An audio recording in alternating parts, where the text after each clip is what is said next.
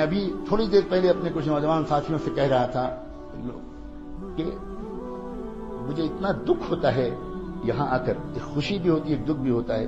میں دنیا میں بہت جگہ جاتا ہوں، بہت زیادہ میری قسمت میں دنیا بھر میں، ملک بھر میں گھومنا لکھا ہے ابھی تک. تو اس کے باوجود میں یہ بات دیکھتا ہوں کہ جو ایمانی صلاحیت، جو روحانی استعداد اے کشمیر کے نوجوانوں تمہارے اندر ہے، وہ بہت کم جگہ دیکھنے کو ملتی ہے. لیکن نوجوانوں تم اپنے کو نہیں پہچان پا رہے، تم اپنے کو نہیں پہچان پا رہے. دنیا تمہارے پوٹینشیل کو پہچانتی ہے، اسی وجہ سے تم پر بہت زیادہ محنت کرتی ہے، تم پر للچائی ہوئی نگاہ ڈالتی ہے. دنیا جانتی ہے اس بات کو کہ اگر یہاں کے نوجوانوں نے اپنے کو پہچان لیا تو ہزاروں کلومیٹر دور تک یہ انقلاب لے آئیں. دنیا جانتی ہے تمہارے عشق کے جذبات کو، دنیا جانتی ہے تمہارے نسب کو، دنیا جانتی ہے تمہارے روحانی شجرے کو، دنیا جانتی ہے تمہارے آباء و اجداد کو، دنیا جانتی ہے امیر کبیر شیخ ہمدانی کو، دنیا جانتی ہے سید بلبل شاہ کو، دنیا جانتی ہے سلطان العارفین کو، دنیا جانتی ہے ان کی روحانی میراث کو، اور یہاں کی مٹی میں ان کے فیوض و برکات آج بھی موجود ہیں. آپ سمجھتے ہو میں تم کو دین سکھانے آتا ہوں؟ اس غلط فہمی سے نکل جاؤ. میں یہاں کی وادی سے گزر کر اپنے ایمان کو تازہ کرنے آتا ہوں.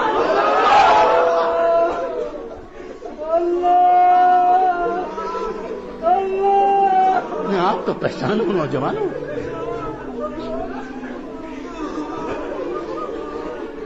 میں تم سے یہ کہوں کہ تم لڑکیوں سے باتیں مت کرو.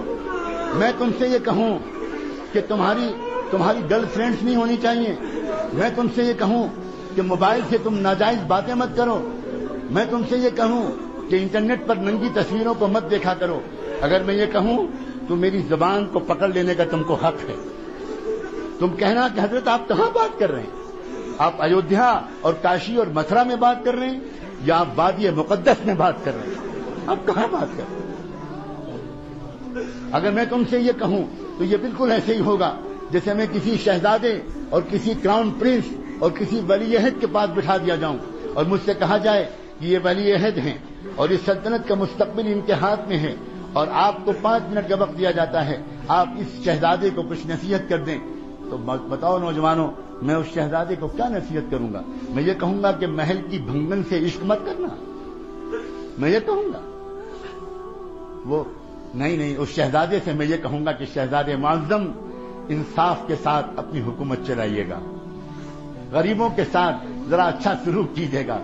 بہت دن ہو گئے آپ کے علاقے کے غریبوں کو کوئی محبت بھرا رہنما نہیں ملا. میں اس سے یہ کہوں گا. اسی طرح میں تم شہزادوں سے، تم نوجوانوں سے یہ نہیں کہنے آیا ہوں کہ تم گندی فلمیں مت دیکھا کرو. میں یہ نہیں کہنے آیا ہوں کہ تم اپنی جوانی کو بے داغ رکھنا. میں تم سے یہ کہنے آیا ہوں اس ڈوبتی ہوئی انسانیت کو تمہارے سوا کون بچانے والا ہے؟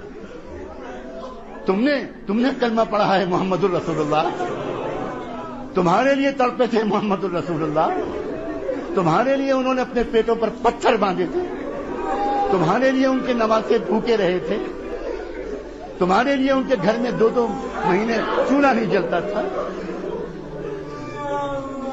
تم ان پر درود شریف پڑھتے ہو، تم مکے مدینے جانے کے لیے بے چین رہتے ہو.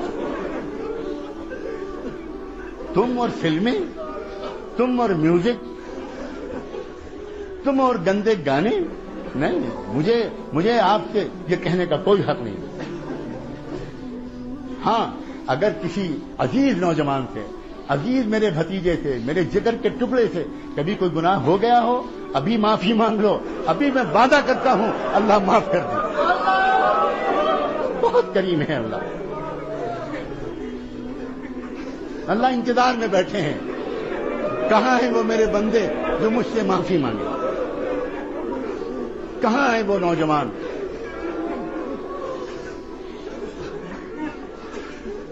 بہت کریم ہے اللہ، بہت رحیم ہے اللہ.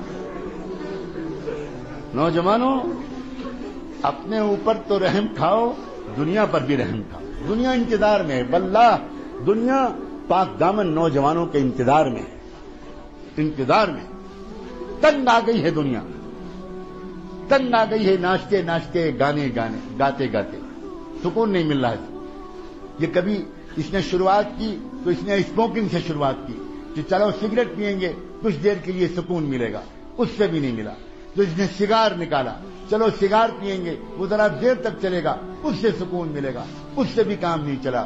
چلو پھر کچھ شراب پیئیں گے، کچھ ڈرنکنگ کریں گے، تھوڑی دیر کے لیے سکون ملے گا، وہ بھی خوب پی کے دیکھ لی، اس سے بھی سکون نہیں ملا. اس نے پھر ڈرگس کا تجربہ کیا کہ لاؤ ڈرگس کی طرف جائیں، شاید اس سے کچھ سکون ملے. لیکن سکون ان چیزوں میں نہیں ہے نوجوانوں. سکون تو تقوی میں ہے، سکون تو پاک دامنی میں ہے. سکون گناہ کرنے میں نہیں ہے، سکون گناہوں سے اپنے کو روک لینے. عجیب بات ہے یہ ذرا سی بات اگر سمجھ میں آ جائے نا تو پوری زندگی کا رخ ٹھیک ہو جائے.